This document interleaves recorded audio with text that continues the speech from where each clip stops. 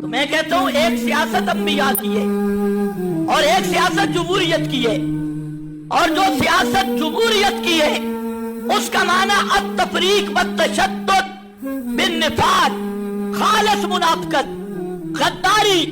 اس سے مولوی کا تعلق اتنا ہے کہ مولوی اس طاغوتی نظام کا دشمن ہے اور دشمن رہے گا۔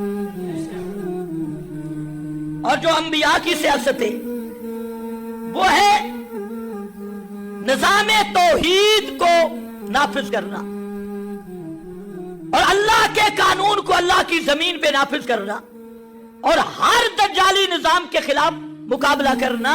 الحمدللہ ہم اسی سیاست کے قائل بھی ہیں اور فاعل بھی ہیں۔ ہم یہی کہتے ہیں جب زمین اللہ کی، مخلوق اللہ کی، تو نظام بھی کون سا چاہیے؟ اللہ کا نظام چاہیے۔ بندوں کے بنے ہوئے نظام وہ تو آپ نے دیکھ بھی لیے، وہ کبھی کہا